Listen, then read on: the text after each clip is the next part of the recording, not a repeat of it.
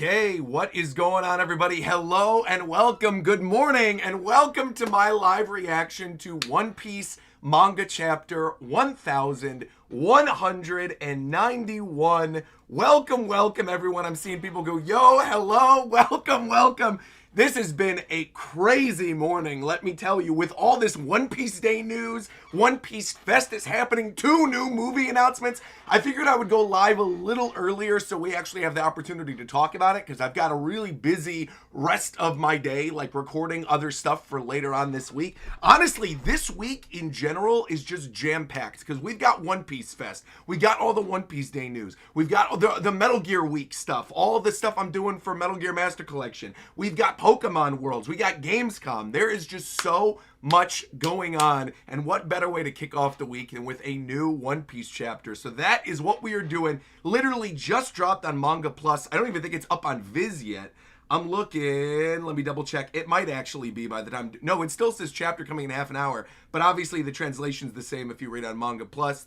Still the official release. So that's what we're gonna do. I'm gonna click this right now. There is still Loki is the name of this chapter. Interesting. We got a color spread this week as well. Okay, I'm digging this. One Piece by Ichiro Oda. What is this, like a music themed one? Soul Never Ages. Everybody's got afros. The return of Afro Luffy. I actually saw that apparently one of the promo cards for One Piece Fest is going to be Afro Luffy as well. So very cool. Also, shout out to everybody in here. I got Chris, Zero, Sebastian, Lucky, Rob, Armani. Welcome. Also, yes, I am seeing people saying, am I going to be reacting to the popularity poll results? We're doing all of that today. I figured we'll react to the chapter, and then I'll do my review and do everything. We'll do super chats, but I am also going to go over the popularity poll stuff. I also have not seen it other than the top 3. I've seen the top 3, and I saw it was like 30 through 50 or something. There were a lot of weird picks that were on that list. We are going to go over those, and obviously we'll talk a little bit about the One Piece movie news. Also, there's a bunch of other One Piece news. We'll go over all of it. Don't you worry about a thing. I was just reading the last chapter, forgot there's another one. Oh, well, this is the new one. This is the brand new one. This, I'm sure scans have been out for a couple days, but this is like the newest chapter. All right, anyway, we are getting into this. Soul Never Ages. Let's go. One Piece manga chapter 1191. Let's go. All right, there's still Loki. And you can see Luffy battered down. Why am I still alive? If I go out of this form, it's going to be bad news. And he's huffing and puffing. Chapter 1191, there's still Loki. Yo, old man guy. And you can see him screaming. Damn, he got my arm. I'm sorry, it's only because you were defending me. But don't be stupid. I've lost my hope in you. I was fighting... Wait, what? What? I've lost my hope in you. I was fighting for Elbaf's sake. Bro, he said, I'm done. I had hope. I don't believe in you anymore. That's going to encourage Luffy. If Gaban is telling him, I don't believe in you anymore. Dang. Treating Luffy like Tinkerbell. This is crazy. I'm sorry, it's only because you were defending me. Wow. Oh, okay, but Gaban's saying, I guess we can't let things end like this, right? And he's lying there on the ground, still without an arm. Old man guy. Who is he?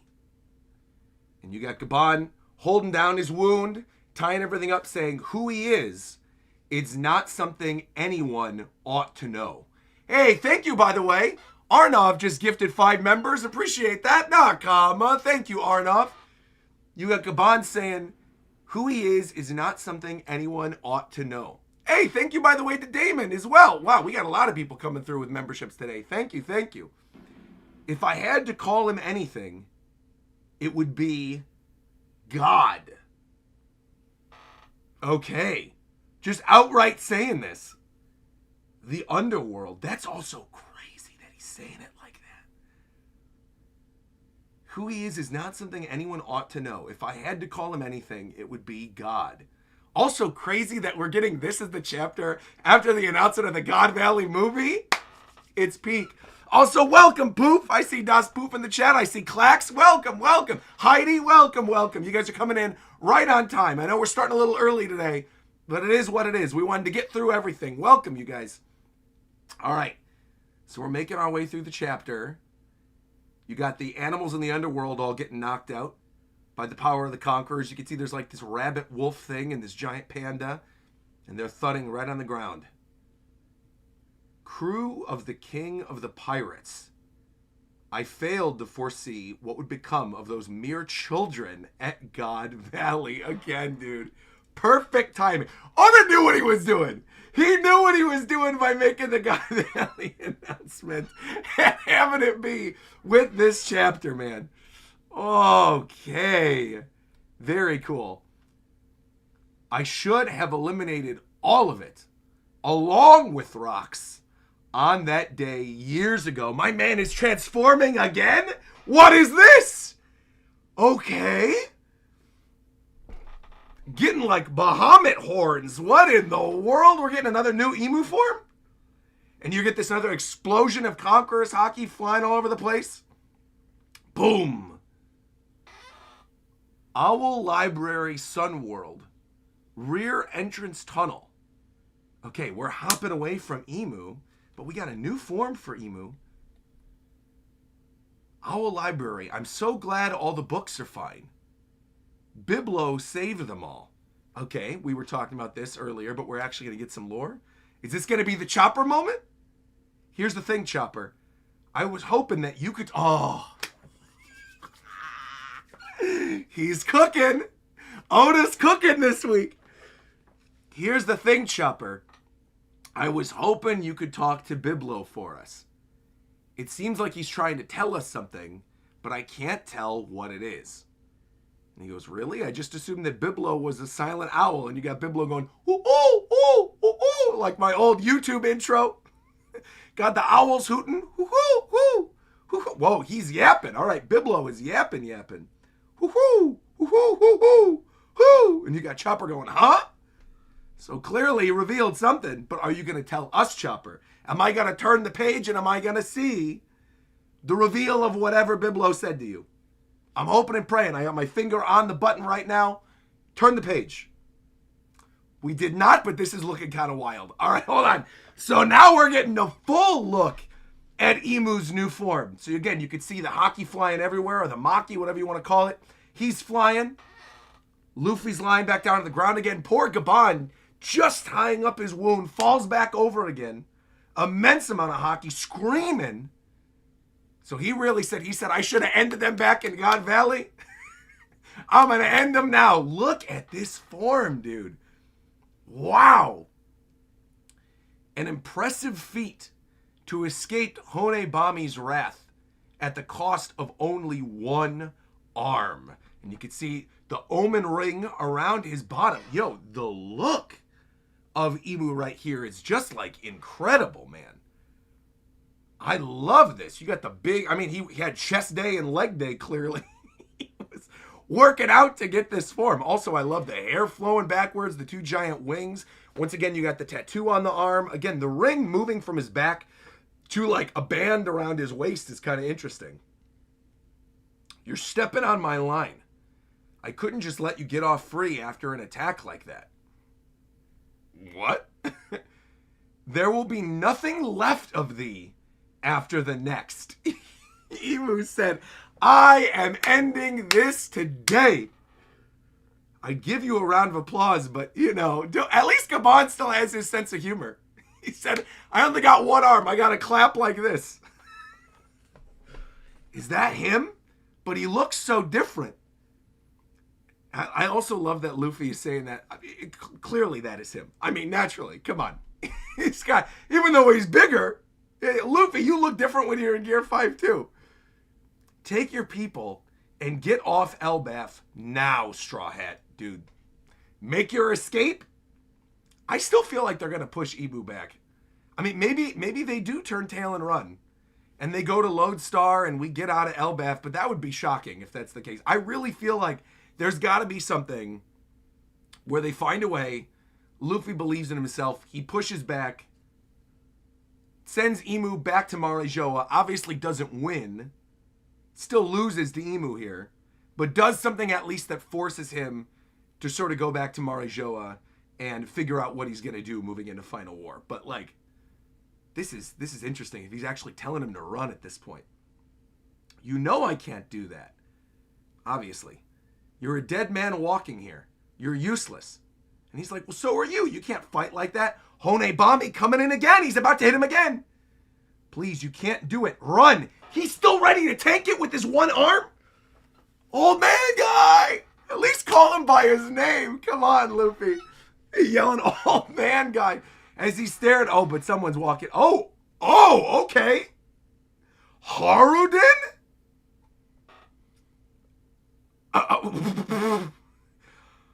Look, okay, I'm going to save this for the review. But there is a big upscale happening right now. If Haruden's coming in here.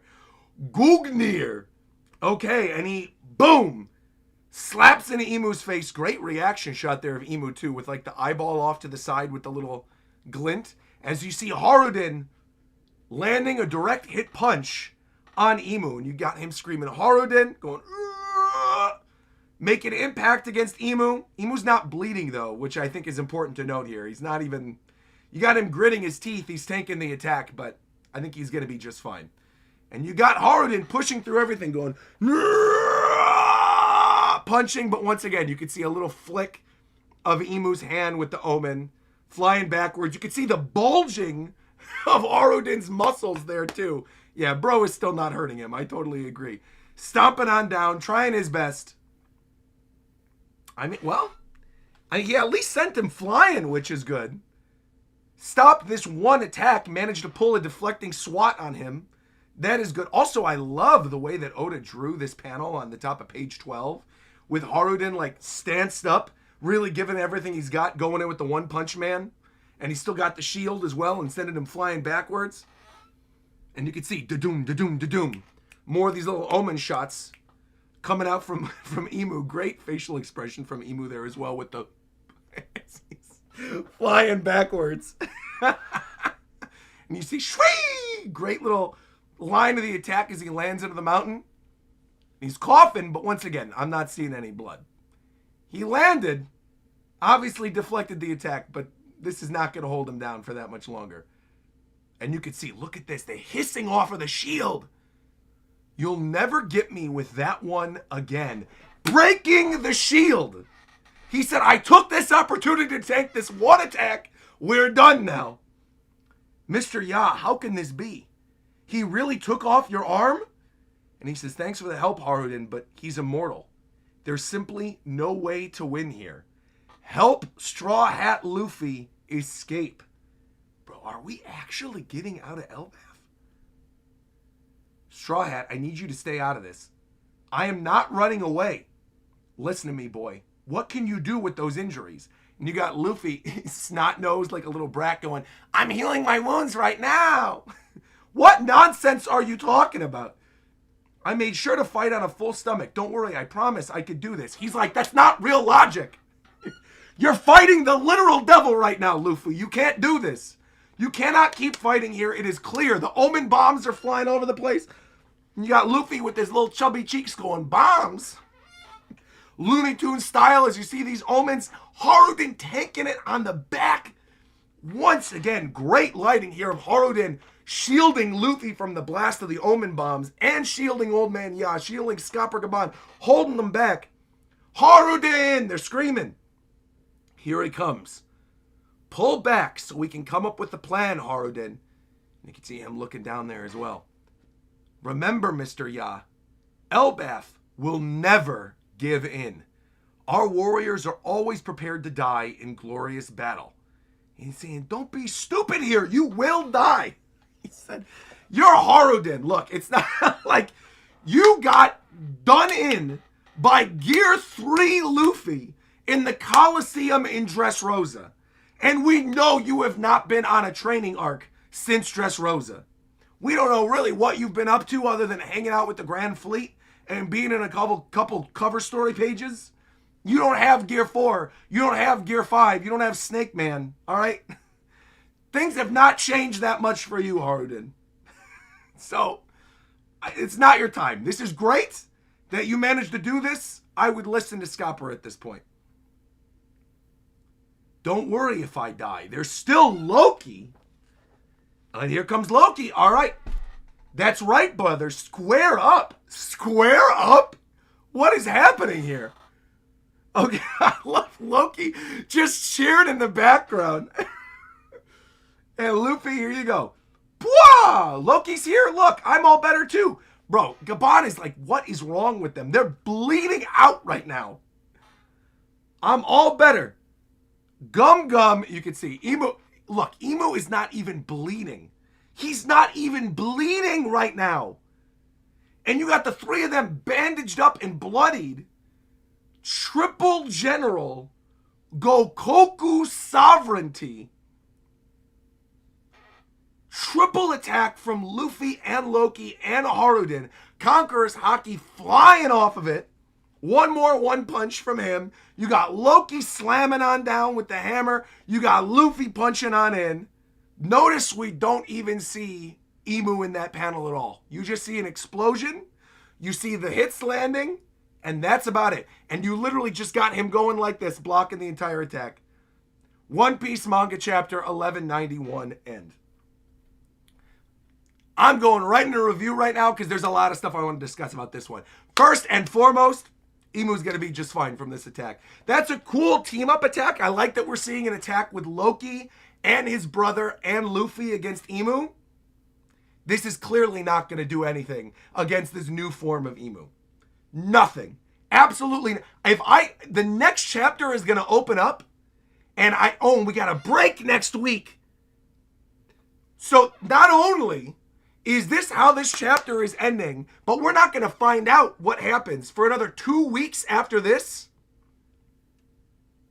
September, it's going to be a new month. We're going to be 5 days away from the new Fire Emblem when we find out what happens next. Again, if I had to make a big brain prediction, I think my prediction is that nothing happens. That literally, we come back, chapter 1192, you see another frame of this Gokoku sovereignty attack of the three of them hitting, and you see it from Emu's perspective. He's holding it. There's going to be smoke, and he's going to be just fine. That's 100% what is happening here. Guaranteed. We're going to pick up with this next one, and nothing has happened. The thing that I'm wondering, really, is if they do actually run. Because I think this is the first chapter, especially considering this new form of Emu, and him saying, I should have killed you in the crib back in God Valley. And us now getting like the end of arc story stuff set up early says to me that maybe we hightail and run. Because realistically, like, how do One Piece arcs normally end? Normally the arc ends with the party. This arc started with the party. So we don't need an end of arc party for this story arc. Oda could flip this on its head and be like, we're out of here. We got to go. Which I like. I like the fact that he's actually changing up the formula. I think that's really neat. But I really do feel like after reading this chapter, this is the first time I genuinely believe they might not even send Emu running. They might just straight up leave. And that would set up Ragnarok. Because obviously, like, when Elbaf first started, right? So many of us predicted there would be something with Loki, or Loki would turn, and there was going to be all this other stuff, and then Ragnarok would happen, and Elbaf would be destroyed, and it would lead in a final war. Now that Loki's fully on our side, now that he's working with his brother, now that, like, we're all buddy-buddy, there's no reason Elbaf can't be destroyed by Emu right here, right now. Which would be an amazing way to change up the One Piece formula, to literally have it where the villain wins at the end. Now, obviously, Egghead, you could make the argument that the villain kind of won as well, but also not really, right? Like, the Gorosei arrived, but Vegapunk's message still got out there. Saturn still died, right? Pretty much all the punks died, except for a few that are now living in like a nano machine, whatever it is, one body up in the clouds. Like, a lot of stuff happened in Egghead Island. We're like, we won, but at what cost? Obviously, Kuma got his punch in, but at what cost? Elbaf, I think they might straight up lose. if that is the case. Because, again, I think I want to bring up what happened here on page 6 with Biblo. The fact that, like, we are having the end of arc lore drop set up here. We talked about this on numerous other reactions to numerous other One Piece chapters over the course of the last, I don't know, few months. We've said that the arc could probably end with them at the library, finding out what was in the books, what was on the mural, whatever, Chopper having the conversation with Biblo, and us leaving and going to the next island. Now I'm like, maybe we don't do that. Maybe that's not the case. Maybe we actually end it here. Which again would be really wild stuff if he ended up like flipping things on its head like that. I am dying to know what Biblo said to Chopper though, because again, Biblo was yapping. Biblo didn't just say one thing. There was a lot of hoo-hooing going on. And then Chopper, he looks pretty shocked by all this. He's like, huh? So I'm wondering if this is going to have something to do with Chopper's like human fruit, if this is going to have something to do with the mural, if he's going to fully tell them about Emu. Like, I'm curious what's going on, because realistically, if he tells them the truth about the world, and Robin and Chopper relay it when all the Straw Hats get back together again, honestly, the only real thing keeping us here in Elbaf now at this point, after this transformation from Emu, and after finally getting this nice tag team attack from Luffy, Loki, and Haruden, kind of like summing up all the stuff we got with like the brothers and their story and all the stuff happening like within Elbaf proper. Honestly, the only real like missing piece right now that we absolutely need to like figure something out about beyond the lore stuff when we leave, I think is Gunko. That's kind of like, I also agree. Yeah, Clax is saying we didn't get any of the follow-up on Gunko. That's what I'm saying. I feel like Gunko is the only thing really keeping us here. And realistically, knowing what we know now about the Brook flashback and Brook wanting to help her and all this stuff with Emu, I'm almost seeing a world in which all that stuff we were saying of Gunko maybe sacrificing herself, coming to, having that realization that like, oh no, I did love you. I was with you in the past, Brook. Let me do this one thing for you so you guys can escape. I feel like that could actually happen. I feel like realistically, we get to the next chapter in 2 weeks.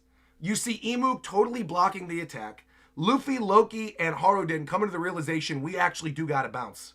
We gotta get the hell out of here. And then maybe having a conversation between Loki and Haruden being like, no, I have to stay. New king of Elbaf, yada, yada, yada, all this stuff. I have to go down with the kingdom. Gabon being like, no, revealing something maybe else about Elbaf, tied in with Biblo giving the reveal to Chopper, and them all of them getting together, hightailing it out of there and running. Now, we still got Lilith with her lab here. We still got Bonnie here. We still got other stuff to wrap up. But I do think within like a chapter or two from where we are right now, if he really wanted to do it, he could do a full-on escape. He could, again, we have Kuma with us now.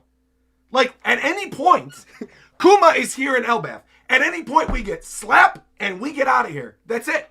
Like, once you have Kuma on the squad, escape is no longer something I think you need to worry about. And obviously, Kuma's being operated on, and Lilith is trying to get Kuma's full capacities back. But once Kuma is with them, you can go full Saba Odi and just warp them, slap them out of here, go wherever you want to go. Because there are still portions of the story and things that Kuma did in the past that we have not seen yet. We never even got any of the stuff with Loki and Big Mom during Elbaf, and I don't even really think we're going to end up getting that during the story arc, considering like what is happening in the story right now. So in my brain, I almost feel like Kuma could just slap them out of there. Maybe they end up on the next island. They get there, or they get to a safe island and then go to Lodestar. And that leads us into Final War and Laugh Tale and all that good stuff, as was clearly being hyped up. And that's that. Because again, if Emu's like full strength after this, I'll be honest, like I did not think that Emu transforming into a new form was going to happen here. I thought, if anything, Emu's first form that we saw was going to start deteriorating after all these attacks, and then we were going to see him go back to Marijoa and heal up. Because the Gorosei straight up said you cannot leave. If you leave, you're not at full power yet. If this isn't Emu at full power right now, like, how do we deal with this? Again, it's going to need to be like Luffy fully understanding all the Conqueror's Haki mumbo jumbo. It's probably going to take like Blackbeard teaming up with us, negating devil fruits and doing crazy stuff. It's going to take all the setup in the final war to finally deal with him. Follow up on Rox's promise, like all of this stuff. I feel like they do kind of have to run at this point. Again, I think this was a good moment from Haruden to make the punch to throw Emu against the wall. But again, realistically, you have to remember, Haruden was a dude who got taken out in Dressrosa by Gear 3. Easily, mind you. It wasn't like he got, had a hard fight against Luffy. He got wiped with one Gear 3. So as cool as this moment is, you can't expect that much from Haruden. And obviously, Luki. I mean, you can call him that. You can say Luffy and Loki together. But like the two of them, they've been putting up a good fight this entire story arc. But they are looking messed up. Like Luffy's inspired. You can see Gabon saying like, what's wrong with these guys? But I think they're going to come to realization after this Gokoku sovereignty attack that like, this is kind of everything they've got and it's not going to work. And they're probably going to have to leave. There are just really some great moments in this chapter with like Haruden jumping in front of the attack of the Omens, sacking himself for Luffy. This great conversation with Gabon saying he doesn't believe in Luffy anymore, I think is really good. That new form of Emu is like scary stuff though. And I like that back and forth once again with Emu and Gabon, and Emu calling him a child and saying you should have ended it back in God Valley with the Pirate King's crew. And again, tying that in with what got announced today. Also, I don't think it was Gear 3. I think you're misremembering. It was Gear 2, I'm pretty sure. Was it? Also, Haruden tanking 2 hits here is crazy to me. That's what I'm saying, man. That's what I'm saying. Like, Haruden is putting in the work this chapter. This dude isn't even on the crew. He's just a Grand Fleet pirate. And he's putting in the work. This is like Bartolomeo showing up and blocking an attack from Emu. It's crazy, man. I mean, to be fair, that's actually more believable, though, considering he's got, like, the invulnerability shield. You got Haruden just straight up tanking this with a normal shield. Wow, man. Wow. Solid chapter, though. I mean, I enjoyed this. I think it's a little less solid due to the fact that we're going on break for 2 weeks. Because I wish we would have gotten something. This was mostly like teases of a bunch of stuff. But I still think like the conversations the characters had in this chapter were pretty good. I liked the back and forth with Gabon and Emu. I liked the reveal of Emu's new form. I liked that moment between the brothers with Haruden and Loki. I liked that tag team attack at the ending. I like Gabon straight up telling him, look, you really have to go. You guys are stupid. Stop fighting. This is like your moment. You got to actually stop. I also think all things considered, like, yeah, Gabon lost an arm. But when you see Gabon at the bottom of page 13, he's not looking that bad. For a guy who's old, who straight up tanked one of the strongest attacks from Emu, he's kind of holding it down. Again, he lost an arm, but like in the world of One Piece, what does that even mean? People lose arms all the time. We could just graft a new arm on. We see Law again. Hey, buddy, let's get a new arm. Oh, here you go. We'll sew this arm on you from this corpse over here in Final War. Here you go, Gabon. Go crazy. Like, we could... A lost arm means nothing at this point. It literally means nothing. And I feel like the rest of his body, like, him not really bleeding from the face, him straight up having these conversations with them, tying up where his wound was. Yeah, or like you said, Parker in the chat saying Lilith is there, could replace it. Exactly. Lilith can like grow a new arm or whatever from the lab, because Vegapunk's lab is still here. Lilith can just be like, oh, old man Ya lost an arm, here you go. Let's grow one in a lab, take it. Or give him a cyborg arm or something. Literally any number of things. Speaking of cyborg arms, where the hell is Kid this arc? What's going on with him? We are getting close to the end of the arc now. And we have not seen any sign of Kid or Killer anyway. Is this man really still sitting at the bottom of the sea? I was honestly shocked that we did not get Kid and Killer in the underworld. I really thought at some point they were going to show up because the underworld, remember when we first got down there, they set up that whole thing where it was like the people who were beaten down by Elbaf are the people that end up wandering the underworld. I really thought that Kid and Killer were going to show up there.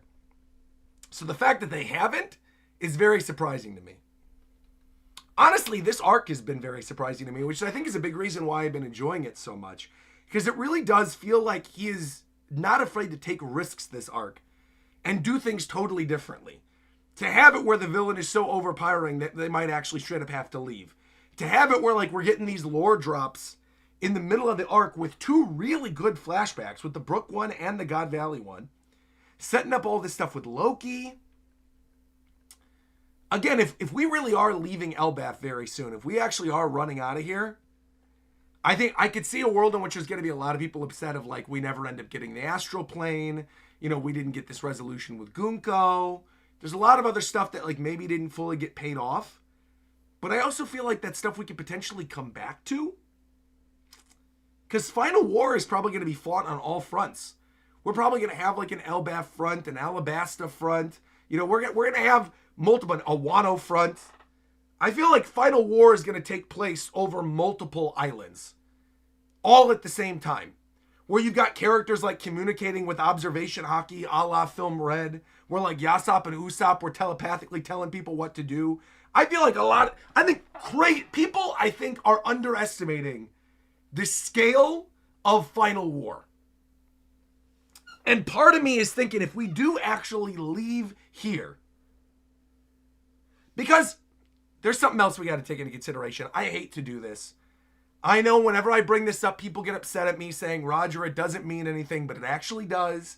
Almost every single time it does, barring a few notable exceptions. We are coming in real close on chapter 1200, right? And every 100 chapters, Oda likes to do something big, right? He normally likes to do something big, regardless of whether or not people believe it. There's going to be something big on 1200. And if I look at the calendar right now, right? Right now, today is August 23rd, 2026. We're on break next week. 1192 will be the 6th. Assuming no break, 1193 will be the 13th of September. Let's just throw in another break there on the 20th. 27th would then be 1194. Okay. So 1194 by the end of September. That means we have October and November and December, even if he wants to take a break every other week, that we are going to get chapter 1200 before the end of the year. It is going to happen. Maybe like around November, we're going to get chapter 1200. If that is the case, I almost feel like that is going to be us leaving Elbaf. I think that could be the reveal of the Void Century, or maybe the Grand Fleet arrives.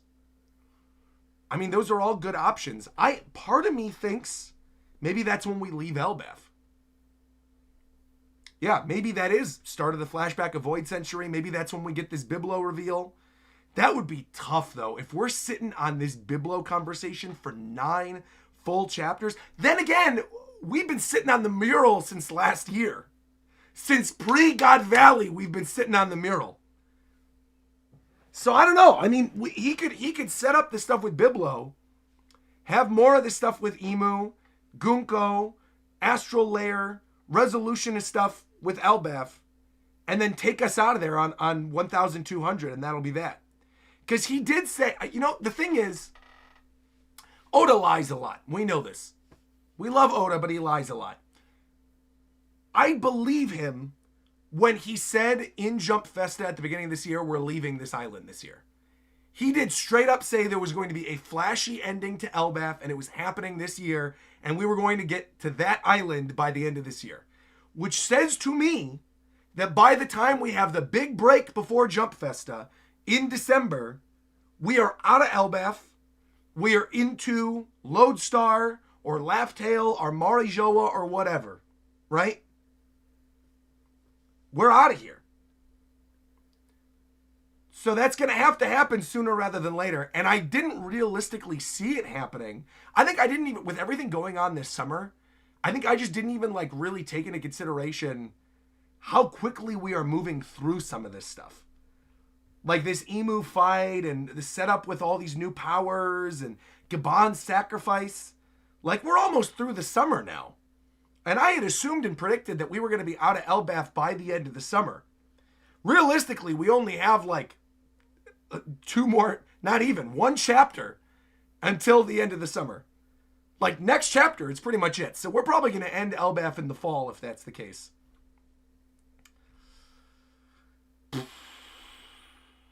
I mean, I don't know. I think this could go in any number of directions now. But I'm excited about it.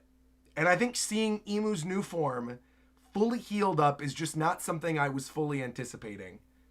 I really did think we were going to get some type of pushback or Gabon unlocking something within Luffy. And now I don't know if that's the case. Because Haruden, he shielded that attack. His shield is gone now. He shielded the omens with his back. Like he's not shielding another attack from Emu. Loki and Luffy have been at it for a year fighting against Emu. So I'm like, I don't think they can really do much more either at this point. I think we might have to run. Which again, I don't really have a problem with.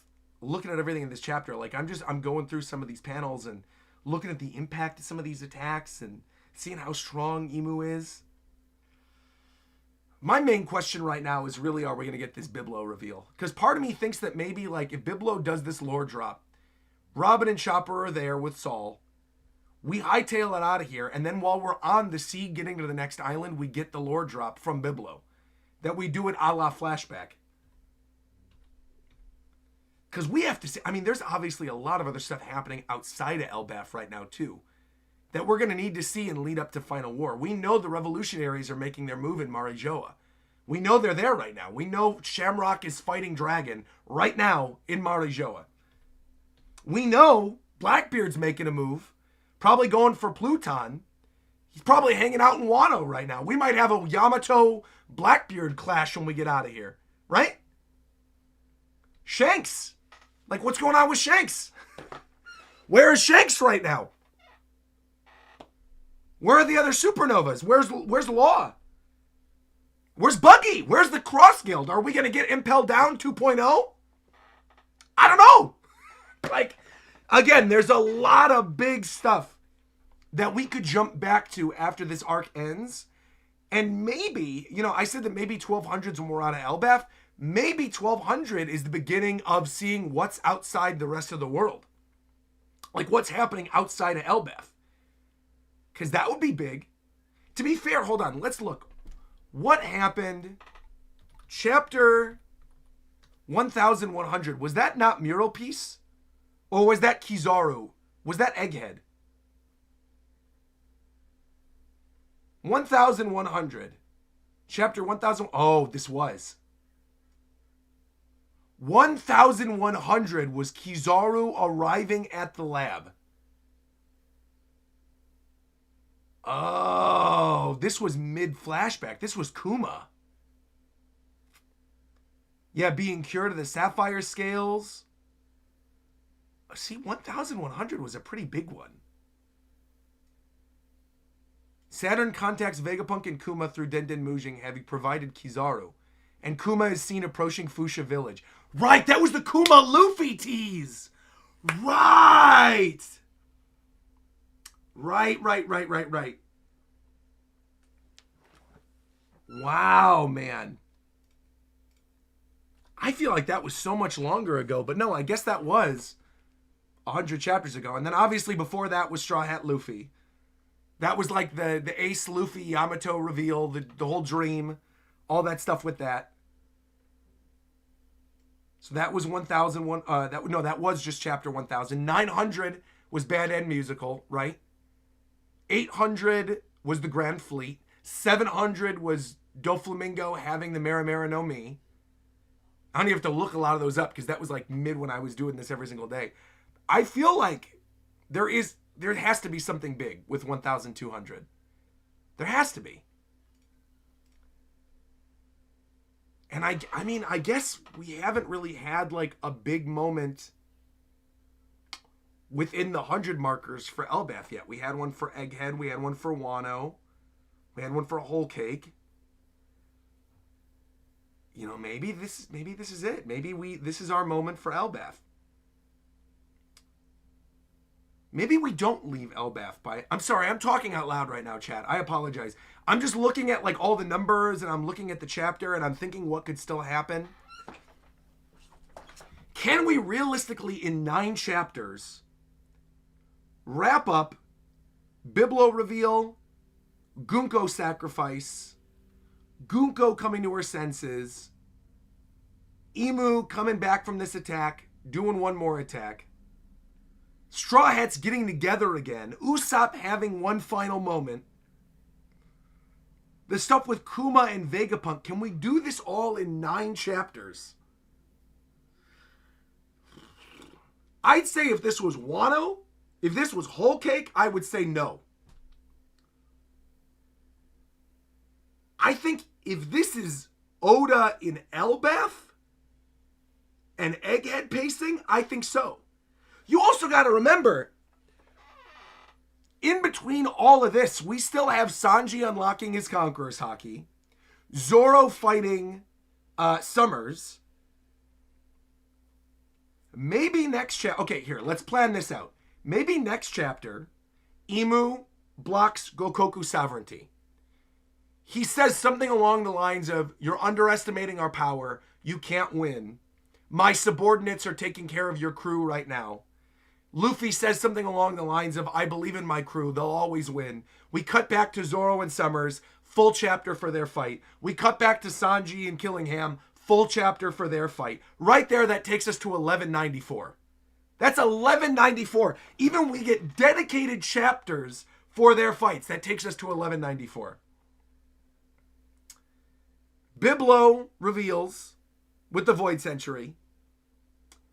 All the stuff with the Rain Goddess that's being set up with the stuff with Sanji as well. Vegapunk's lab. The mural. All the stuff with Kuma. All the stuff with Gunko. That, like, he really needs to plan out how he's going to reveal all of this in a way that doesn't feel super rushed within 8 chapters. Again, it's going to have to take something where, like, they teleport out of danger. It's going to have to be something like Kuma slaps and we're out of here. If it's going to be that instantaneous to get us out of here. But I also don't see the proud country of Elbaf just like laying down and dying. I don't know. I really don't know where things are going. But I guess to wrap up all of this, that gets me hype. It gets me excited. That gives me hope that whatever we're going to end up getting after all of this is going to be pretty good. And is going to, move away from our expectations for this arc. I'm digging it, though. I think this is a good chapter. This was solid. I do wish there was a little bit more that was given to us, considering the fact that this is a break week chapter. But also, I'm not mad at it. I think there is a good, impactful story moment that we're getting this chapter with the culmination of Loki and Haruden and Luffy and all the infighting. Seeing the 3 of them finally coming together and doing an attack together, I think is pretty cool. I think that's a big moment. I think it's a big moment that a lot of people are probably underestimating here, getting this attack from all of them. Emu, I think the big takeaway from this chapter is Emu fully transforming into a new form throws a wrench in everything I thought was going to happen for the rest of this arc.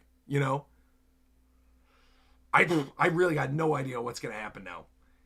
If Emu is fully healed up and in a new form, literally anything can happen. I still think at the very bare minimum, we have to see resolution for Summers and Killingham. And we got to see Gunko. That is bare minimum. We got to get that. We got to get Zoro, Summers, Sanji Killingham, the Conqueror's Haki thing, the Conqueror's Haki payoff, Zaza being taken down, saving the kids. Maybe a little bit of Biblo, but honestly, I could see him saving that post-arc. And then Gunko. And that's it. I think those are the key things we definitely have to have, and everything else is kind of up in the air. Like I've been saying since the beginning of Elbaf, I want to see stuff with Big Mom and Loki. We're not going to get that. That's not happening this arc. That is an SBS thing, you know? Or it comes up later on in the story when we find out Big Mom actually survived Wano Country, you know? I'm also dying to know what's happening outside of Elbaf right now. But again, I'm so invested with what's happening in Elbaf proper that I almost don't even really care. Which I think is a huge change from how I felt Wano and even Whole Cake at the end of both of those arcs as we were reading them week to week. I was like ready to be out of there.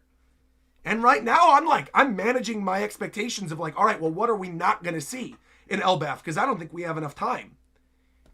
And to be fair, that's a much better place to be with the story arc. At least for me as a week-to-week reader, I would much rather be like, what are we actually going to see? Versus like, I am ready to leave, you know?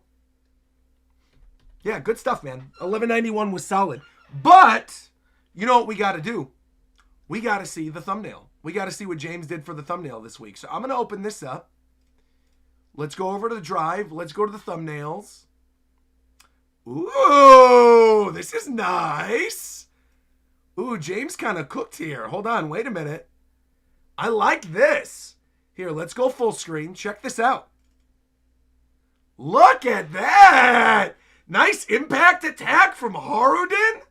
Love that. I love the motion blur on the fist. You got him looking back, screaming with the flapping of the wind.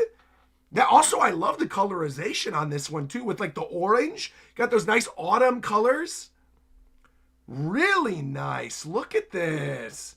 Also, I think this is probably one of the only opportunities in which James is going to be able to draw Haruden. I don't see very many more opportunities in the future in which Haruden is going to be the main focus of a thumbnail.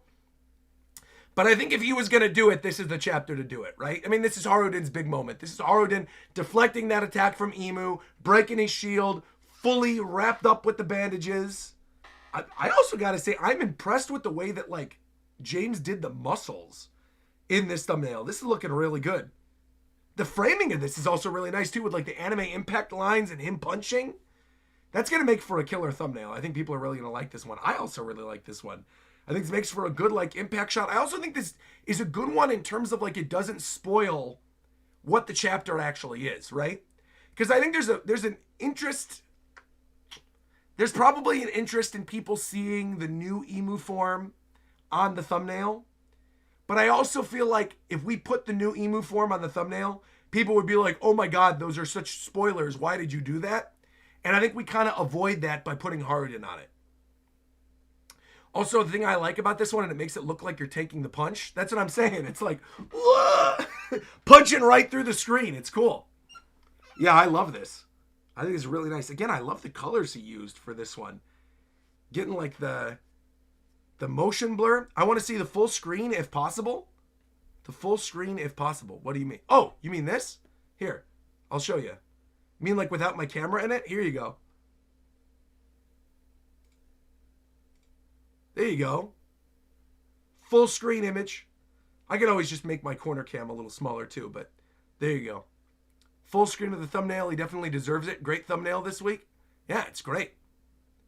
That is nice. That's what I'm saying. It looks really good. Obviously, my face didn't really cover much of it. I'm right there. It covered one little frame of his hair and a portion of the fist, but it is a very nice thumbnail. Yeah. Sudwick said, get your screenshot out. Hey, Glitch! Saying 10 out of 10 thumbnail. Yo, Glitch! I'm seeing you soon! Wait, Glitch, are you and V totally caught up? Are you totally caught up to One Piece in the manga right now? You can see this and not be spoiled? Yo, I love seeing Glitch in here. Yo, welcome, Glitch. Shout out to Glitch City. Shout out to V. Shout out to Awesome Adam. Shout out to all of my One Piece and Pokemon fans that we're going to be seeing. I am, but V just got to Zoe. Oh. Wow, V's getting into good stuff then. Zoe is like one of my favorite post-time skip arcs. I love Zoe. Zoe, I'd say, is probably still top 3 post-time skip for me. I'd say it's Zoe, Egghead, and probably Elbaf, if I had to guess. Really good stuff, man. Yo, nice to see you in here, Glitch. I didn't realize y'all watch in the morning on Sundays. That's great, man. Thank you. Yeah, great thumbnail once again, James. Knocking it out of the park. And you know what I'm going to do in honor of this great thumbnail? I'm going to read super chats while we're looking at the thumbnail. How about that? That's what we're going to do. So let me open this on up. Let's see. Let us see some of these super chats and what people were talking about this chapter. Because again, I also want to get into some of this One Piece Day news. But I want to start by talking about, first off, I got to give a shout out to all these new members. We got so many new members. Many of these are people joining to get those Bleach reactions. Many of you also know, by the way, unrelated to One Piece, the new Bleach episode, yesterday's Bleach episode, was incredible. And I have been live reacting to all the new episodes of Thousand Year Blood War over on my Twitch channel, twitch.tv/RogersBase, and I've been uploading those reactions for members in the member drive, right? But last night's episode of Bleach was so good that I was like, I need the broke boys to see it. I need to upload this for everybody. So I actually had Legend D Vash edit my reaction to that episode. We put it up. It's now available on the channel, but the full uncut reaction to that episode and episode 4 and episode 3 is in the drive. So again, if you're one of these members who just joined at the Nakama tier, it's up there. Is there a VOD for the Kenpachi episode? Yep, Velksard, that VOD is in the member drive. Yes. So if you become a member at the Nakama tier and up, you'll get access to that. Speaking of, I got to give a shout out to all of these new members. Morbius Slayer, Blackbeard, Desan Jackson, Kotoi Roy, Distor Nation, Atlas Sama, Vanguard Duelist, Adam Souls, XX Skinny X, Adam Souls, okay, they got two different names, Moon Cobble, Ichigo Dark 1871, Andrew Reese, Danny Martinez, Roberto and Ronaldo. Oh, I thought that was my other Roberto. Oh no, that's Norberto Ronaldo.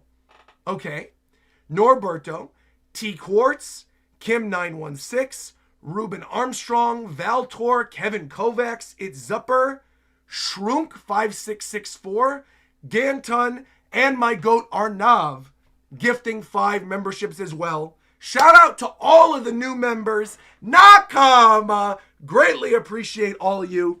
Thank you for being here. Thank you. Greatly appreciate it. And let's get into this. All right, we got some super chats. First one coming from David Ortiz, who said Emu wants to sink the world to the level of the red line, right? He can freely move around the world if that's the case. And the red line is the climate that Emu can live in. Let me pull this one up real quick. I want to see what some of the other comments were on this one. Emu wants to sink the world to the level of the red line so he can move freely. I understand. I mean, he does want to drown the world. That is something we know about already. But he can move freely around the world because that's the climate he can live in. That's an interesting thought. Do you think at some point the world was at that level before? I guess it had to have been if there were rumors of an all blue, right? At some point, maybe the world was at that sea level. Way back. It's actually an interesting theory. Because way back in the day, right? How would Sanji know about the idea of an all blue if the world at one point was not an all blue? I kind of like that idea. That like the world was already at that sea level at one point. Something changed within the Void Century. We made the red line. The rest of the world, you know, the islands popped up. And then he's been flooding out the rest of the world ever since to hide these other islands. I mean, that's not a bad thought. I don't like that. Or I should say I do like that. I don't mind it, is what I was trying to say. And I said I don't like it. But I actually do. I think that's a pretty cool one. That's good. Let me see here. What else did we get? We got Ost51989 saying, what if Kuma warps Emu away? I don't think he's going to warp Emu back to Marijoa. That would... Oh! Wait a minute. Actually, hold on. Kuma has been to Marijoa. He can do it. Kuma's been to Marijoa. He literally climbed up to the palace of Pangaea Castle. He could... That's actually an interesting idea, that Kuma would slap Emu, warp him back to Marijoa, and that gives us time to leave. Emu could just warp back. Yeah, but it would take time. Emu would have to get back to where the summoning circle is, right? And come back through the summoning circle. And that would be a toll on him. Because remember, Emu, when he came through the first time, was coughing up blood. Emu's Haki might be too strong for that? Maybe. Maybe. I don't hate that idea, though. I think Emu is actually going to go back due to Holy Night deaths, says David Ortiz. Oh, you think after the death of Killingham and Summers, he's going to go back? That'd be wild if Zoro and Sanji actually kill people this arc. That would be awesome, actually. I would love that. If both of them kill Summers and Killingham, that would be great. Tech Zero said, I think this arc is going to get even crazier and crazier. Now, how it's going to end is going to be the question, but that movie teaser was amazing. Because Oda is now setting all the players in place for when he deems right, and he will end up shocking the world. Who will side with whom? Who will betray whom? We shall see in the near future. Yo, thank you for the super chat, Tech Zero. Not comma, and I agree, and we're going to talk about the One Piece film news in just a little bit. Don't you worry about a thing. David also says, I feel like Zoro has to get a black blade this arc. Which one is going to become a black blade? Pass. Pass. I'm not going to answer that one. Pass. Not that I know anything, but pass. Klax said Gungnir is a spear from Norse mythology. Heidi probably has all the details. It's commonly a weapon in Final Fantasy as well. Also, I am super excited for the God Valley movie. Where is Heidi? I'm going to pull this up in the chat. I bet you're right. Heidi is our resident historian. Heidi probably knows. Hold on, let's look this up. Heidi probably has the details. Gungnir. Let's type this in. Hold on. Or Gungnir. How do you say this? Gungnir? Well, let's see. I love that the chat is going silent after the Black Blade question. I was like, I'm not saying nothing. All I'm saying, think about what I said with Sanji and now where we are. All I'm saying, there might be a couple. That's all I'm saying. I just gotta not say nothing. All right? Also, Glitch just said, wait, what? Did I miss something from Anime NYC? Is God Valley being turned into a movie? Yes! Stick around, Glitch. They announced 2 One Piece films. One Piece film God Valley and One Piece film Ba D. We're going to talk about them in a little bit. Don't you worry. Also, Heidi is here saying, yes, Gungnir is the spear of Odin. It always hits the target. Oh. The legendary magical spear belonging to Odin, ruler of the gods in Norse mythology. Its name translates to the Swaying One. Forged by master dwarves known as the Sons of Ivaldi, the spear possesses the divine power to never miss its target, no matter who throws it. Nice! Its creation in Norse mythology is that Loki acquired Gungnir from Odin from the dwarves as part of a trick to replace the golden hair of Thor's wife, Sif. Odin was said to throw Gungnir over his enemy armies to start a battle, claiming the upcoming dead for himself. Interesting! Ooh. I like that a lot, actually. I like the idea of him setting up, because again, the first person, I'm going to go back here because I don't want to get copyright blown back. But I do really love the idea that you get Gungnir, him punching, and it almost looks like a spear flying through the kingdom, doesn't it? Like if you look on page, I guess it'd be page 19, when he does the punch and you see him flying backwards, it does almost look like chucking a spear through the battlefield. That's kind of cool, man. I like that. Also, I think that's kind of cool because that ushered in like the actual fight with Harden, Loki, and Luffy before they did their tag team. Also, yes, it's pronounced Gungnir. Gungnir. Okay. Thank you for the shout-outs, by the way. Always, Heidi. Again, resident historian Heidi always coming in clutch with the news. This is why Heidi's a mod, people.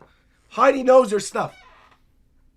Also, by the way, in kanji, interesting thing to note, Gungnir is called the Spear of Heroes. Interesting. Also, Rob Harley came through with the super chat saying, I also forgot to mention, I said there were 4 things I remembered from Bleach Thousand Year Blood Wars manga, and 2 of them came in yesterday's batch. They were the Kenpachi Yachiru and the Toshiro reveals in episode 4, which again, thank you again, Rob. Perfect opportunity to let people know my reactions to episode 3 and 4 of Thousand Year Blood War are in the member drive for members at the Nakama tier and up. There you go. Also, Rob, I will say, I want to address something you said in the chat, because I remember you, and this is a good opportunity to transition and talking about other stuff. I remember you being one of the few people in my community that was against the idea of a canon film a la the Demon Slayer stuff like God Valley. And so I think it's interesting you're here. We could talk about it now that this is actually happening, that we got the God Valley announcement, but we also got the announcement of the next movie after that with film Bod, you know? He said, I'm personally not looking forward to God Valley. I'm Australian and a big man who needs a better theater experience. Seeing the movie would cost me around $50. I think the thing is with God Valley, right, with the film, what's most likely going to happen, you know what, let's just pull this up. Let's pull up Twitter. Let's talk about all this stuff. Hold on. Let's see this. This is a good opportunity to transition into talking about all this, because we've gone through all the super chats, and I do really want to get into talking about all the news. So let's pull this up on screen, because there really is a lot to cover.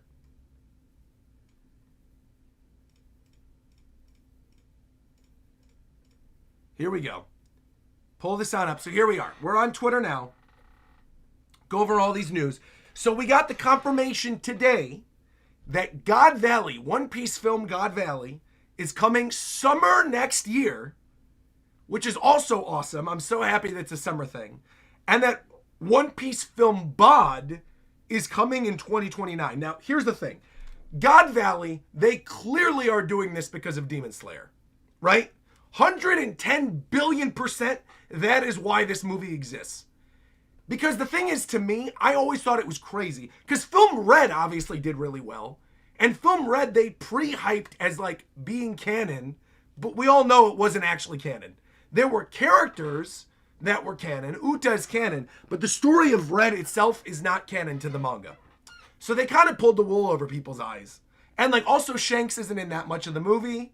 And so like, I think a lot of people were expecting more Shanks. A lot of people were expecting more canon stuff. And when that didn't end up happening, obviously the Demon Slayer movies overtook it in terms of box office. I think One Piece wants that anime box office record again.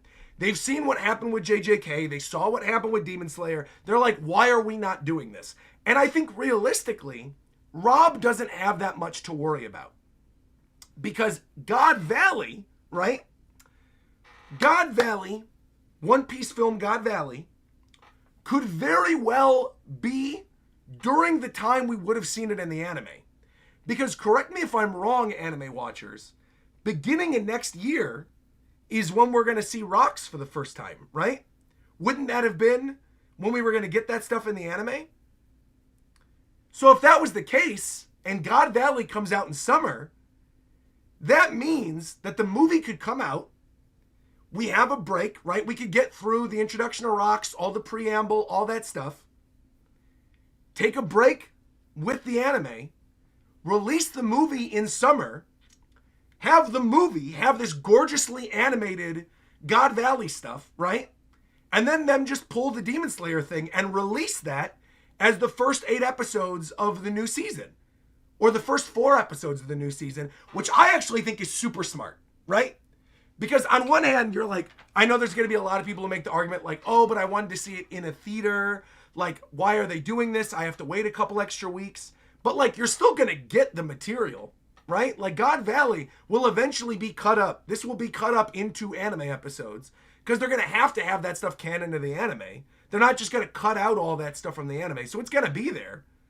I think the thing is people aren't used to this with One Piece, and so I get why there's pushback, but I really don't think that's going to be the case. I really do think people who are worried that like they're adapting canon material, that means I'm not going to get it, should not be worried. I think if anything, this solidifies that God Valley in the anime is going to be amazing because it's going to be movie quality animation and they're going to splice up into episodes.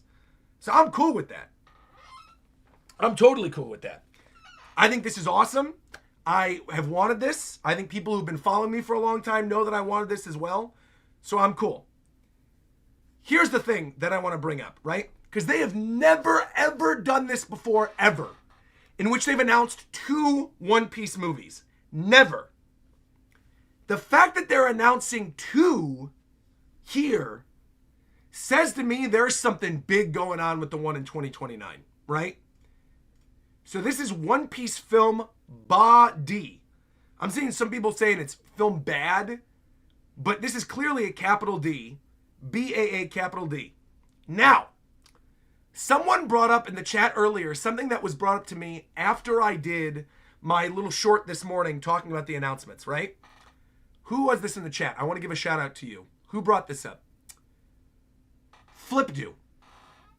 Flipdo states that in Arabic, Bad, B-A-A-D, translates to after. That's literally what this translates to. After.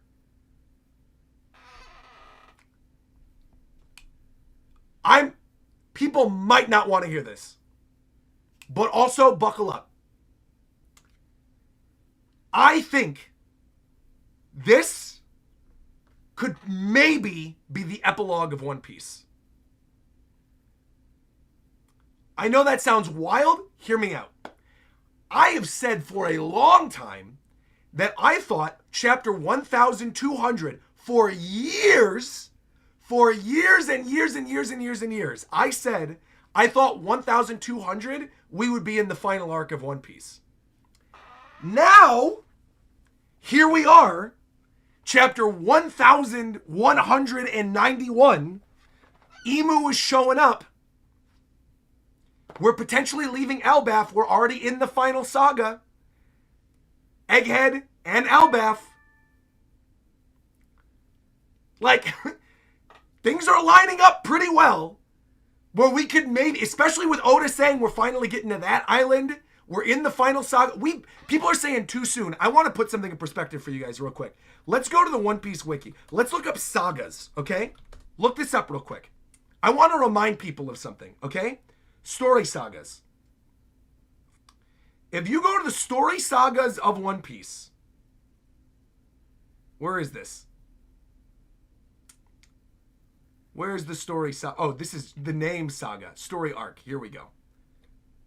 Bring this on back down. We got the main story sagas. East Blue, Alabasta, Skypiea, Water 7, Summit War, Fishman Island, Dressrosa, Whole Cake, Wano, Final Saga. We are literally in the final saga. We have been in the final saga of One Piece, right? You move on over here. Since post Wano, which was, if you click out over here, right?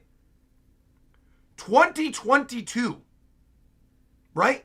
2022. We've been in the final saga. It's literally the final saga of One Piece.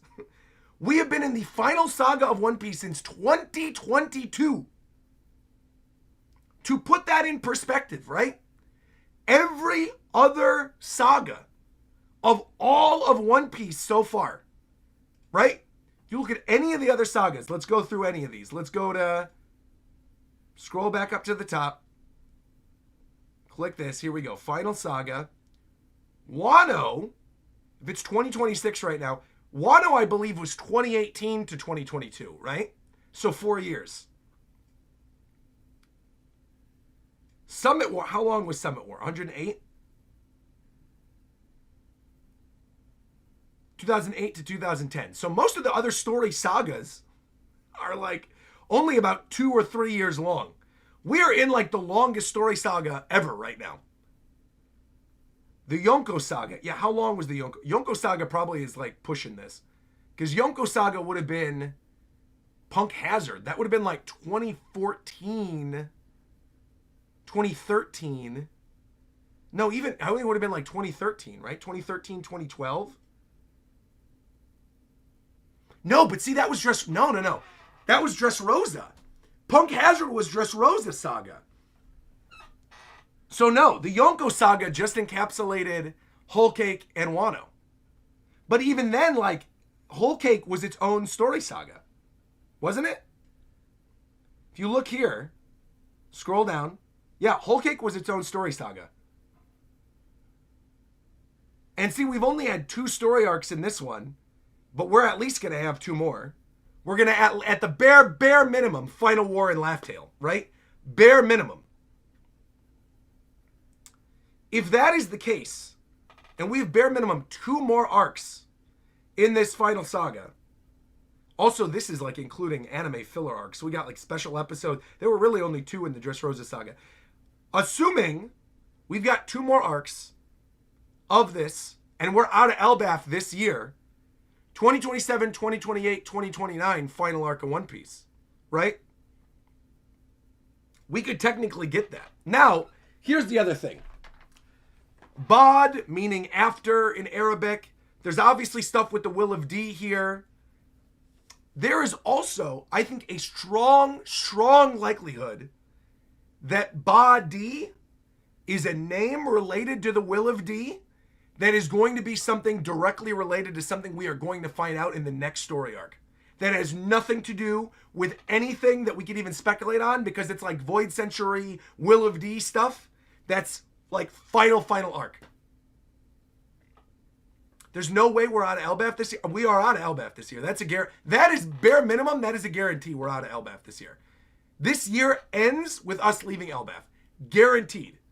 That is, Oda has never said ever that we are directly finishing a story arc ever before during a Jump Festa. It's never happened ever. Bare minimum, we are leaving Elbaf this year. Now, whether or not that leads into like a 2-year other story arc, or whether that leads into like a 1-year like Lodestar story arc, I don't know. We'll see. I like the idea that Ba-D is a movie about Sengoku's goat. We're taking the first train out of Elbaf. I think the thing is, the reason why they're announcing it this early, if I could speculate, I think they want to test the waters to see how people feel about God Valley. Because in my brain, I'm thinking Film Bod could go one of 2 ways. This could be a full canon movie a la God Valley that's related to something that we don't know about that's in the manga right now. Or this is something that happens story original to the anime. Something I also love that I'm seeing in my chat. Looking it up, I'm seeing a theory that BOD stands for Before Apocalypse, After Dawn. You're cooking, right? Like, that's what I'm saying. See, when I say that, like, this could be an epilogue to the story of One Piece, and people are going, no, it's too soon. It's really not, right? Because if we get to Final War, and this bod or whatever is end of, because realistically, what? We've been in Elbaf for 2 years. Since 2024, we've been in Elbaf. 2024, 2026. If end of 2026, all of 2027, all of 2028, and all of 2029 is Final War, those 3 years are all just Final War arc. That takes us to this movie, which could then lead us directly into what, chat? Laugh Tale. Post Final War. This could be our interim from the end of Final War going into the actual final arc of One Piece, which would be Laugh Tale. Or this could be a Final War movie. Or this, again, could be related to Void Century. The one thing we do know, no matter what, I feel very confident about this, the D in the bod is a Will of D related thing. Guaranteed 110%. That is a Will of D related thing. There's going to be something Will of D in this movie. Full stop. No debate. No, that's for sure what's happening here. Guaranteed. Leo Legendario is saying, I still think Final War is after Laugh Tale. I don't know that anymore. I really don't know. I don't know. Because realistically, and I've said this on numerous occasions, and maybe I should do this video again, because I have made a theory about what I think the final arc of One Piece is going to be and how it's going to lay out. And I did this theory years ago. And so far, even though I got some details wrong, the trajectory of what I was saying is coming true. Like, everything that I said there is lining up perfectly. assuming Final War happens, Emu goes back, everyone descends on Marijoa. Truth of the World is now out there. Vegapunk's message is out there. We see post-Elbaf, all this other stuff happening. Emu makes his move, realizes he's got to flood the world, whatever, all this stuff. We get to Final War. We get what I've been saying, that moment of Blackbeard echoing what Rox's promise was in the throne room in Marijoa, saying, I promise I'll come back here one day. And we get Blackbeard pulling up, and Luffy and Blackbeard potentially teaming up for an attack against Emu. And then Blackbeard taking Emu's fruit, which would be the strongest zone in existence. He already owns the strongest Paramecia. He already owns the strongest Logia. He then eats Emu's fruit and becomes the true king of the world. And we get Blackbeard sitting on the empty throne with the strongest zone, the strongest Paramecia, and the strongest, what's it called? Logia. You got all three of them on the throne, right? Everybody's got to leave. That leads to what? Laugh Tale, One Piece. Blackbeard wants the One Piece, dude. If he gets Emu's power, you got to race to the One Piece. You got the main Yonko of the story. You got your Shanks, you got your Buggy, you got your Luffy, you got your Blackbeard. All go into Laugh Tale. And that's where the actual final act of Final War actually happens, right? That Emu getting taken down, the Gorosei getting taken down, the world government getting taken down, that's not actually the end of the story. The end of the story is what happens after with the four Yonko on their way to Laugh Tale. And what is that? Ba-D. Post finding out the will of D in the Void Century, post the takedown of Emu, post Blackbeard getting Emu's fruit. Because then you got the setup, Blackbeard's fully final villain, all souped up, seems nigh unbeatable, set up for all of this. I think it's going to be great. That's a great idea, but you're still missing the fourth red poneglyph. Maybe Ba-D has it, the man with the burn scar. We got options, bro. We got Biblo. Could potentially have just told Chopper where the last poneglyph is. Biblo could have just said, oh, by the way, just so you know, the red poneglyph is like here in Elbaf. I've shrunk it down, and we're going to carry it out with us. Like, that's it. Like, you know what I'm saying? Like, it could be any number. It could be they get to the... In fact, we know we're going to get to the man with the burn scar because Oda said it. We could get with the man with the burn scar, and there you go. Maybe Ba-D is the man with the burn scar. Who knows? We don't know. Maybe that's who Ba-D is. Maybe that's why they announced it this early, so that there'll be hype drummed up when we get the name Ba-D in the story, and it's the man with the burn scar. Maybe. But I feel like whatever this is directly tied to the last story arc of One Piece. Full stop, guaranteed, no doubt about it. I do not think it goes that much longer. I just don't. I don't. I think with where we are in the story, with us being in the final saga, with so many other big things being wrapped up, I know people want One Piece to go on forever. This seems to me, we are in it now. Like, we are in the endgame story saga. So whatever this is going to take place during the final arc. That's it. Full stop. Could it be related to Sa-D-Bo? Bro. You get a Willa D. You get a Willa D. That was still one of the craziest chapters, man. But actually, hold on. Wait, we're not done yet. We talked about these movies. There was other One Piece news that came out that I want to talk about. First off, come on down here. I want to see if it's on the main page. Where is this? Scroll on down. We got confirmation of some of the new actors for live action. Check this out. We got Koza. Is Emilio Sakuraya. Is Koza. We got Toto over here. Oh, hold on. I have to like scroll through this because I don't want to get a copyright strike. Toto right here is Omid Abta. Now again, I am not familiar with any of these actors. Apparently Bryant said that guy was from The Boys. I did not know that. He looks good though. He seems like he's going to be a good Toto. Right? We then got, who's over here? Koza. Oh no, it's Chaka. Here we go. Nabil Khan is Chaka. I'm assuming Jamie Ward is going to be Pell then. Yep, there's Pell. And Jamie Ward is Pell. Now, the question is, are they actually going to kill off Pell? like they killed off Mary, like they're killing off other characters. Because if they do that, I feel like this is the opportunity to do it, right? If you're going to adapt Alabasta, have a really good impact moment, they're never going to get to Summit War. They're never going to get to post-time skip. We're never going to need to see Pell again. I think they actually kill Pell. I really do. He is definitely going to get blown to bits. That's actually probably why. I have a feeling they definitely will.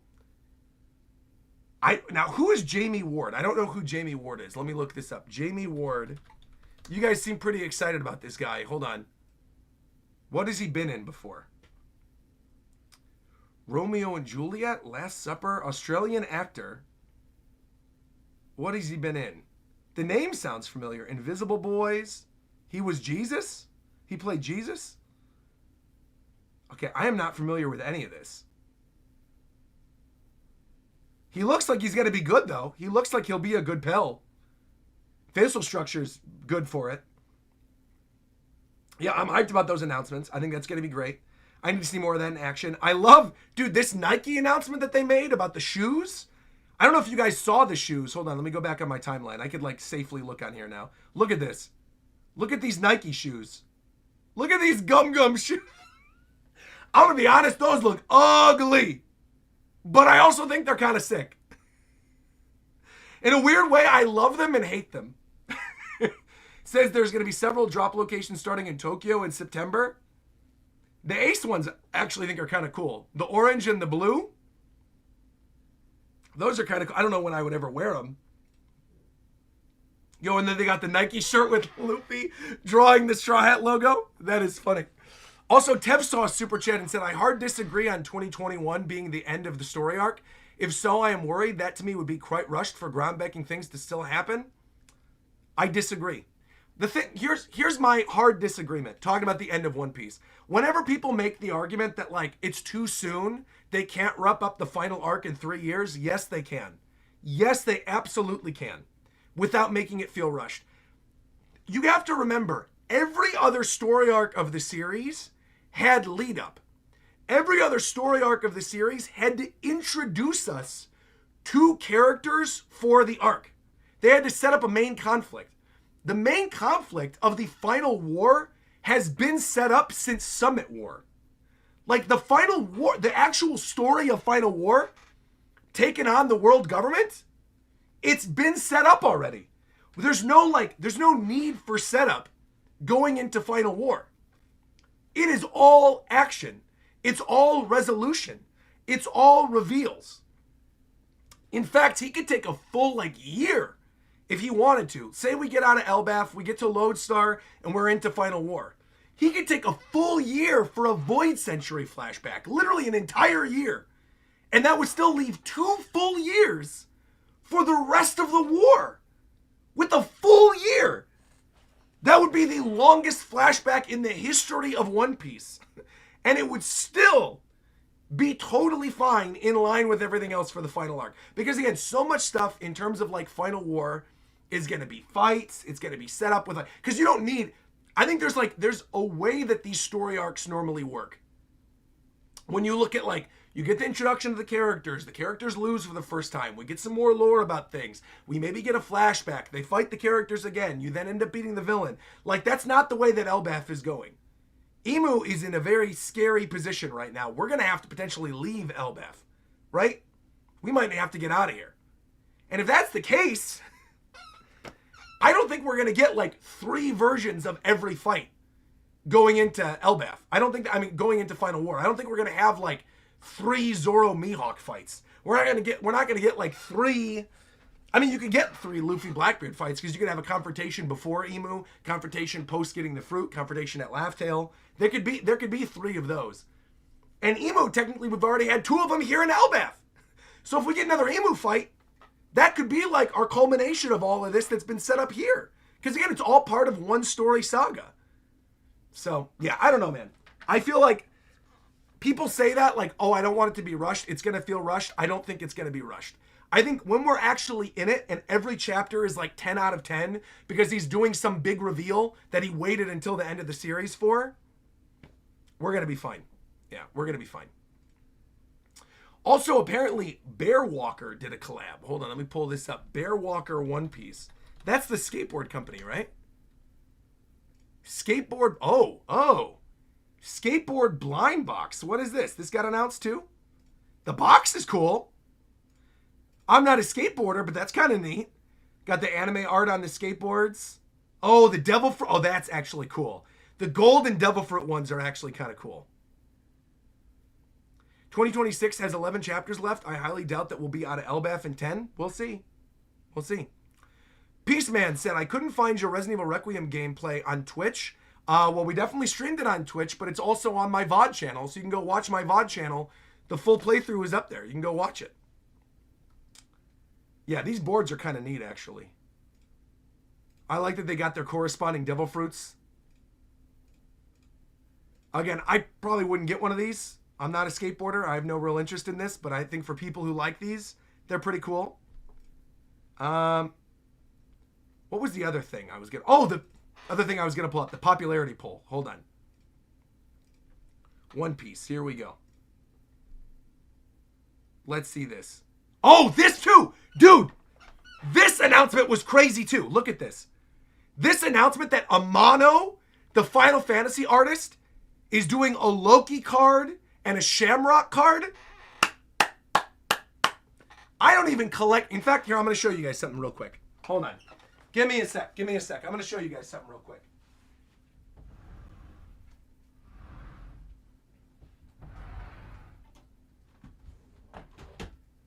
Like many of you know, I like my card games, right? I've got like, I don't know, 15 something Pokemon decks. I've got like 11 something Magic decks. But the entirety of my One Piece card collection, which you would think I would have a massive collection because I'm a One Piece fan, but I actually don't have that many. The entirety of my One Piece collection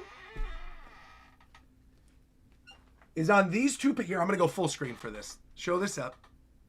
No Yu-Gi-Oh decks? No, I don't play Yu-Gi-Oh. No. Here we go.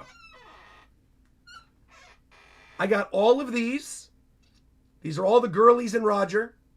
I got all my pretty cards right here with Vivi and Shirahoshi and Carrot and Koala and Viola. All these. And then I've just got these. And that's like Stussy, Jack, and then some of my cool Don cards and full arts. That's it. That's literally it. These are the only cards that I have that aren't in a deck. And then my decks, I have one right here. You can see One Piece card game. Open this up. And this is my primary deck. This is my Law deck. Right here. Which I love. And the thing is, like, I themed it. So I've got, like, all the cool art Laws. Eustace Kid.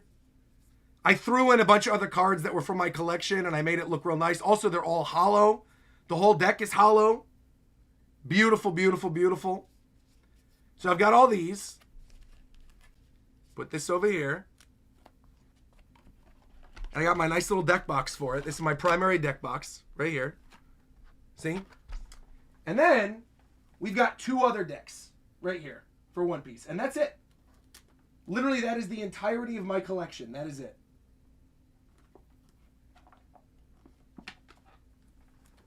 One of the decks, whoop, is our Vivi deck, which obviously Vivi is not like the best commander, but we do have a full Vivi deck with the leader card Vivi. Absolutely beautiful. And then we've got the other beautiful Vivi right here as well that goes with that deck. So this is like a themed Alabasta kind of Vivi deck. You can see Chaka, you know, Weevil. We got Pudding. We got some good characters in here. Shanks, Mihawk, Zoro. We got a bunch of them. So we got our Vivi deck over here. And then this was my starter deck from Anime Expo when they announced the One Piece card game. This is like my old original Luffy deck right here. And this has like some really cool cards in it. This also has like Rocinante's in there. I've got Law. I've got like all the Film Red versions of the characters. The film version of the Straw Hat Crew. Well, actually, these were film gold. These weren't even film red. I got Viola. Like this Luffy deck, a lot of these cards in this Luffy deck probably aren't great. I've got my Fire Fist. But again, I like it. And so for me, the whole reason I even got into all this and was showing all my One Piece cards, for me, like, I am not super invested whenever they announce new card sets. I'm like not looking to get a bunch of stuff to soup up my decks. Like, I have the VV deck, I have the Luffy deck, I have the Law deck, and I don't need any more decks at all. So I only collect the cards that have art that I really, really like. Never in a million years did I think we were going to have a mono doing One Piece arc. So the fact that we are here and this is a thing that exists, like, I must own it. I must. As a Final Fantasy One Piece fan, I need it. The only other cards that I really like the art of that I'm like, oh, I think these would be cool to have are Gege, who does JJK.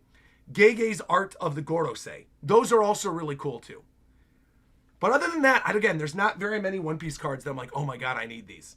So, anyway, let me put these back. Oh, I do actually have one more thing on One Piece cards. Hold on, I'll show you.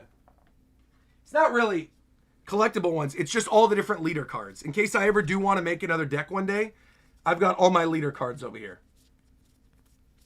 So, like, I got options for leader cards, but I kept all these leader cards. So if I'm ever like, yeah, I'm going to make a deck, I can always go on TCG Player and make one pretty cheap. But right now, I like Vivi, Law, and Luffy as my 3 decks. Yeah. I don't really feel like I need to change. Unless one day they make, like, if they make some crazy good leader card Big News Morgans, then obviously I would have to jump in. I would have to make, like, a leader card. The other thing that I don't like, which I like as a Magic player, I love Commander. Magic the Gathering Commander, like, that way to play is my favorite. If there was a Commander way to play One Piece, I'd be all over it. I would be all... Because even then, I would only need, like, one deck. I would have one deck, one leader, a bunch of different cards, one of every card, and then you're done. And I could just bring that in and have a good time. And I would just adjust that one deck and work around it whenever new cards came out. But the meta of the One Piece card game of, like... It changes so frequently, and the cards that are good change, like, every couple months that I just can't invest, you know? Yeah. I'm surprised we don't have a Robin deck. It's because we got Robins in, like, I think every one of these decks. I think there's a Robin in the Vivi deck. I'm pretty sure there is. If there's not, I would be shocked, but I'm pretty sure there's a I think there's a Miss All Sunday in the Vivi deck. And then I know the Luffy deck's got Robin. The Luffy deck's got Film Red Robin. And I believe the Law deck has Robin in it as well. Yeah. My friend loves Commander. Commander is really fun. Dude, Commander's like my favorite way to play, dude. I love it. Anyway, we're still not done with the One Piece news. Again, there was a lot of One Piece news that came out. The other thing that I want to look at... Oh, that was me. What the heck? That's crazy. Wow, you search One Piece and I come up? That's cool. No, this is what I wanted to look at. I wanted to look at these final rankings for the One Piece characters. So right here we've got Zoro at second, Luffy at first, Sanji in third. Not a big surprise. Here, I'm going to move this around so you guys can see it so it's not, like, getting cut off. Hold on. Give me a sec, you guys. Let me adjust this on screen. Here we go. I'll even move this over to the side so you can see it. There we are. There's top 30. Perfect. Even going to make it a little smaller even still. There we go. Okay. So let's talk about this top 30, okay? Luffy, Zoro, and Sanji being top 3 is not a shock. Now, also, like, when they were like, oh, the top 15 characters get eye catches in the anime, I'm like, no way, Luffy and Zoro are going to have an eye catch? So for me, I'm like, okay, whatever. It's fine. Doesn't really matter. There's a couple interesting ones in here that'll get cool eye catches. But for the most, like, Corazon will, Uta will. I think that'll be cool. But, like, the Rocks and Carrot ones and Loki ones we missed. So it is what it is. Yeah, Luffy, Zoro, and Sanji, not too crazy. Nami coming in fourth, again, not too crazy considering, like, the boost and popularity that Sanji's had this last year with Conquerors. Not a big deal. Law being at fifth is still great. That's who got my vote. He's my GOAT. I love Law. He's top 5 still. Love to see it. By a lot, too, he's still top 5. 6 is Robin. 7 is Ace. 8 is Shanks. Again, no shock in any of those top 8s. 9 being Mihawk's not even really that big of a shock because Mihawk stocks are going up. And Crocodile being 10 is a little bit of a surprise, but also, like, being one of the heads of the Cross Guild, getting the boost in popularity from the live action, that's also not a big shock to me. I feel like this is one of the least shocking WT100 like character popularity polls. There's really not a lot here. Corazon being 11 made me very happy. I love that people still love Corazon. Hancock at 12 is cool. Chopper 13. 14 Sabo, fine. 15 Uta is also wild. And that says to me, you want another RogersBase prediction? That says to me, come Final War, we are going to see Uta. We are going to see canon in the story. Mark my words. Mark my words. Uta will be in Final War. Uta is going to show up with Shanks in Final War. It is going to happen, guaranteed. Or we're going to see her like singing a song over a portion of Final War. That will happen. Uta will be present. Mark my words. It will happen. And I know people are going to be like, no, but she died in the movie. The movie is not canon, and it was only implied that she died. She is so crazy popular, and she is literally canon to the manga. We've seen her in the manga. We're going to see her out of silhouette in some form in the final arc of the series. Guarantee it. She will be there, full stop. Come back to this exact reaction 3 years from now when we get the Uta panel. I'm telling you it's going to happen. Guaranteed. Lock it in now. If you don't like Uta, you better start huffing some copium, because I'm telling you right now it's happening. Lock in. Carrot. Okay, Carrot being 16. People love Carrot. No shock there. Still wish Carrot joined the crew. Rox being 17 over Loki, I think is actually really still pretty shocking to me, considering people liked Rox. And obviously we've got the God Valley movie coming, so Rox's popularity is only going to skyrocket moving into whenever the next character popularity poll is going to be. Now we got a standalone movie for him. That's going to be huge. Once we know more about the Void Century and Davey and all this stuff, he's going to skyrocket even more. I wouldn't be surprised if he moves up to like 12 or even 10 by the next poll. Over Yamato is also shocking, because people love Yamato. Over Usopp's not really that big of a surprise. Loki, though, managing to land top 20 is pretty cool. I think both Loki and Rox managing to get in top 20 when they're not even like a third of the way through the anime right now is a huge deal. That goes to show, I think the popularity of the anime and the movie and stuff, it's going to start skyrocketing in the next couple of years. I think, like, again, that's more in line with what I was saying, where I feel like the series is actually coming to an end with Ba Di and with the final arc and with the final saga. People are hopping. You're seeing it more and more. There's bandwagoners, man. There's people hopping onto One Piece now who want to catch up now before it ends, who want to be there week to week when we actually find out what the One Piece is, once we actually get the resolution of the story. So, yeah, man. I think it's cool. The big question I'm seeing people say in the chat, though, how the heck did Cracker get 21? Let me tell you how. Let me tell you how. Let's go to Twitter. Twitter, right here. I'm going to show you how. This is how Cracker got 21. Some of you might not know this, but the way that people voted for One Piece for the popularity poll this time around is they voted by sending in physical postcards. And they did this to stop people from like flooding the vote or from, IP voting, all that kind of stuff. You could send in physical postcards to vote for your character.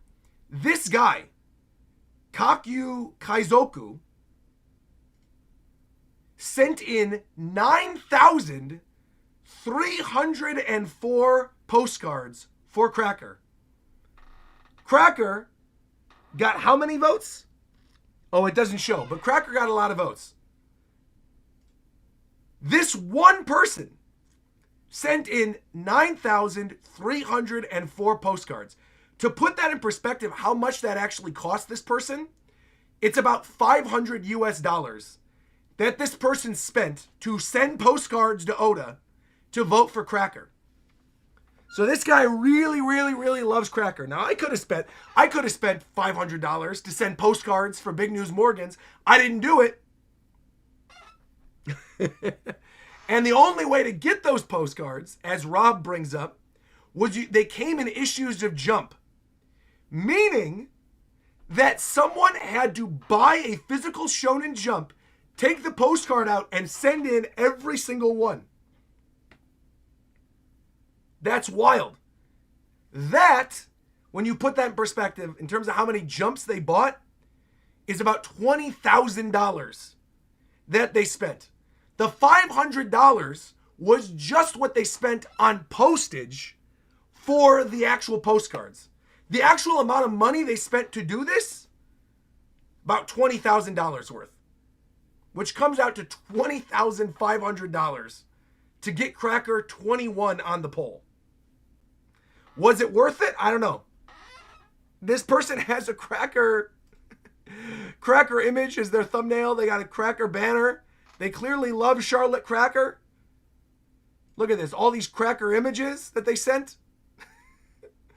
But look at this. 21, they did unlimited art of Cracker. The thing I want to pull up. Let's go to media real quick. I want to see if there's that image. Hold on. Media, not videos. Photos. Did they post the image of all the ones they sent? Look at this. Go to see the Galaxy movie with Cracker.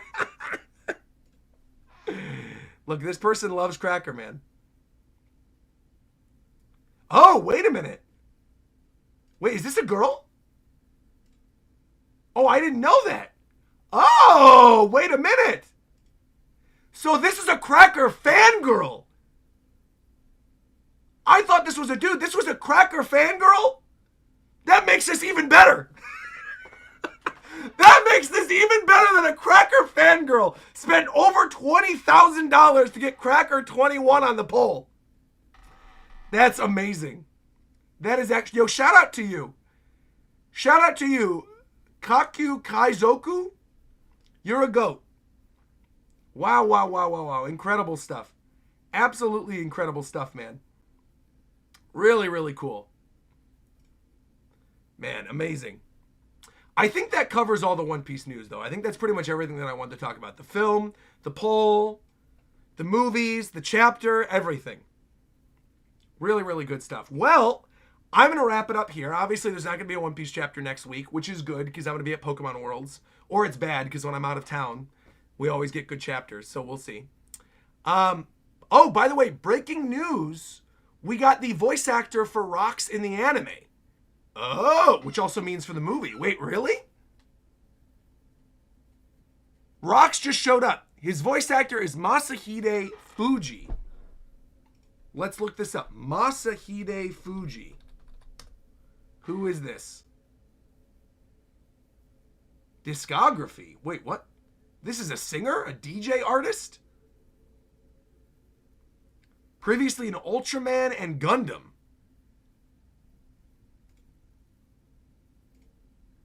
This dude is Rocks? That's actually awesome that they got a rock star, a J-Rock star to be Rocks. Vocalist and guitarist, ex-bassist of Daku. FJ Music. I feel like doing a stream where we listen to all of this music on Twitch, where I won't worry about getting copywritten, could be kind of fun. Imagine if he sings one of the theme songs for the movies. That would be awesome. That would be really, really cool. Also, we got one last super chat. We literally have one last super chat coming in from Roberto saying, I'm happy that Sandersonia is at 147 on the popularity poll because that means a lot of people love her like me. Yeah, but less people love Sandersonia than love Big News Morgans. Big News Morgans was at least top 150 above Sandersonia. Maybe try searching voice actor and not just the name. I mean, I think that'd be the same person. It says actor. Right? Oh, it was someone else? Oh. So they were in Yakuza. Okay, I don't know who this guy is. Is that a JoJo character? JoJo's voice actor, we won. Is this like a guy from Final Fantasy? That looks like the dude from FF6. I'm less amused now. I'm sure he's a great actor, but I was like, oh, that would have been cool if they went with some rock star guy. Now I'm like, okay, it's just a voice actor. That's cool. It means nothing to me. That's cool. I'm sure they'll be good, though. I have no doubt. Have they ever, like, done a bad voice? I feel like usually the voices that they get for major characters are pretty good, so, yeah. Technically, that's Risotto Nero's voice actor. Oh, all right. There you go. Well, I'm going to wrap it up here. So once again, thank you everybody for tuning in. Wow, this ended up being a really, really long stream. Wow. An hour and 40 minutes. But there was a lot of One Piece news to go over. We had a lot of stuff to talk about. This is why I wanted to start early, because I have a lot of recording I still got to do today. So thank you all for coming through to the stream. Greatly appreciated. Obviously, we'll be back with more One Piece in 2 weeks. But I have a lot of content coming up throughout the course of the rest of the next week. I've got all the Metal Gear stuff. I got a Touch Base episode. I've got Gamescom. Gamescom's tomorrow, isn't it? Gamescom's going to be tomorrow. Or no, it's Tuesday, I believe. Gamescom's Tuesday. One Piece Fest, Pokemon Worlds. A lot of good stuff. So thank you once again, everybody. Like, comment, subscribe. And until next time, I'll talk to you guys later. Nakama! Take care, everybody.